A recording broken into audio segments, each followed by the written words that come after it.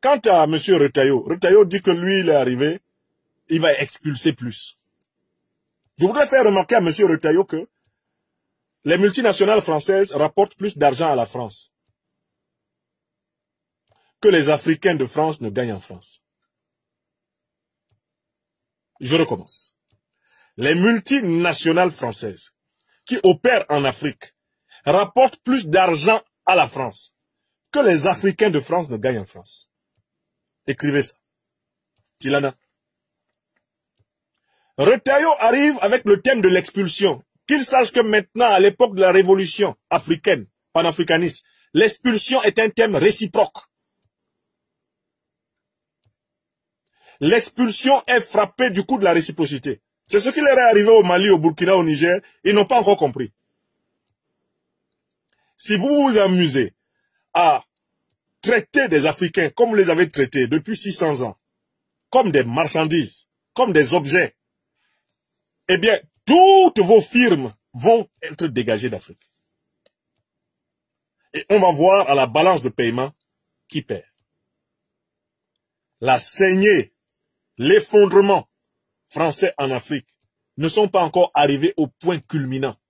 Le point culminant, c'est si vous continuez avec des politiques xénophobes contre les Africains. En France, on vide les multinationales françaises en Afrique. Je préviens les autorités françaises de ne pas jouer à utiliser l'Africain de France à nouveau comme un bouc émissaire. La conséquence, ça va être le délogement total de toutes les entreprises françaises en Afrique. Laissez les Africains tranquilles. En France, laissez-nous tranquilles. Nous ne cherchons pas des histoires, ne nous cherchez pas d'histoires. Si vous nous cherchez des histoires, préparez-vous à accueillir toutes vos multinationales ici. Les Africains ne serviront plus de rançon. Ils ne serviront plus d'otages à la politique française. On ne s'amusera plus, et ça va arriver bientôt, on ne s'amusera plus à transporter des Africains, à déporter les Africains dans les avions, dans les bateaux, comme du saucisson, sans qu'il y ait des conséquences pour les intérêts de ceux qui ont pris ces décisions en Afrique. Ça va aller très vite. Vous serez surpris si vous continuez à faire de la politique française un exutoire contre les étrangers. Les pays dont viennent les étrangers vont expulser toutes vos multinationales. Et à ce moment, vous pourrez expulser tous les étrangers que vous voulez. Et on verra de quoi vous allez vivre ici. Où est-ce que vous allez trouver le gaz, le pétrole? Où est-ce que vous allez trouver le bois, le manganèse, le lithium, le coltan?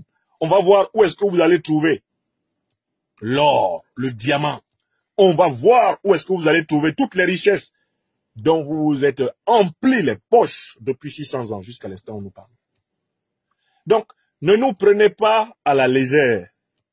J'ai l'impression que vous nous négligez. La conscience qui est en train d'être atteinte dans le continent, elle est immense. Laissez les Africains tranquilles. Retailleau, vous êtes ministre de l'Intérieur, vous n'êtes pas chargé de pourchasser les Noirs et les Arabes. Vous êtes chargé de veiller à la paix et à la sécurité de la France, en faisant respecter les lois par tout le monde et en n'appliquant aucun 2 poids 2 mesures. Tout acharnement contre les Africains de France va se payer de l'accélération, eh bien, de la dégringolade des multinationales françaises en Afrique. Voilà le message que je voulais donner sur ce point. Comme ils n'aiment pas la vérité et qu'ils m'écoutent donc maintenant depuis la cellule africaine de l'Élysée, ils sont prévenus. Ne vous acharnez pas contre nous. On donnera la parole à M. Chirac tout à l'heure pour vous dire, pour finir, d'où vient l'argent que vous avez ici en France. M. Chirac, excusez-moi de vous sortir de votre tombe. D'où vient l'argent que l'on a ici en France? Une grande partie de l'argent qui est dans notre porte-monnaie vient précisément de l'exploitation depuis des siècles de l'Afrique. Pas uniquement, mais beaucoup vient de l'exploitation de l'Afrique. Alors, il faut avoir un petit peu de bon sens, je ne dis pas de générosité, de bon sens, de justice, pour rendre aux Africains, je dirais, ce qu'on leur a pris, d'autant que c'est nécessaire si l'on veut éviter les pires convulsions ou difficultés avec les conséquences politiques que ça comporte dans le prochain avenir. Très bien. Entendu, non? Donc, M. Retailleau arrive au ministère de l'Intérieur et il dit que lui va expulser plus. Qu'il sache que s'il expulse plus, les Africains vont expulser plus. Plus de multinationales françaises. Donc, qu'il aille discuter avec les grands patrons français, les Bolloré, les Orange, les Bouygues, les Areva, hein, qu'il aille discuter avec les Total, qu'il aille les voir pour leur dire qu'il a décidé d'expulser les Africains. Dès que c'est ça qu'il fait ici, qu'il aille les chercher tous et qu'il les ramène en France. Parce que les Africains, les peuples africains savent où il faut aller. Si on les maltraite en Europe, ils vont chasser ceux qui exploitent leurs richesses. Parce que la pression migratoire africaine en Europe, elle est faite de gens qui sont spoliés de leurs richesses en Afrique.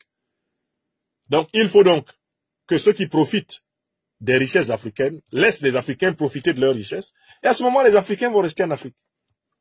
C'est ce que Jacques Chirac appelle un peu de bon sens. Un peu. Un peu. Donc, M. Retailleau arrive très fort.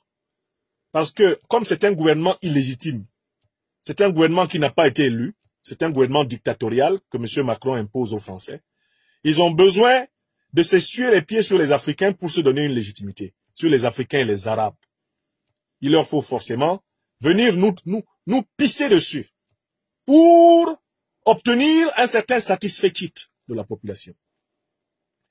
C'est en raison de l'impopularité de ce gouvernement que ce gouvernement emprunte le bouc émissaire. C'est l'Africain sans papier, c'est l'Arabe sans papier, c'est le migrant sans papier qui est la cause des malheurs de la France.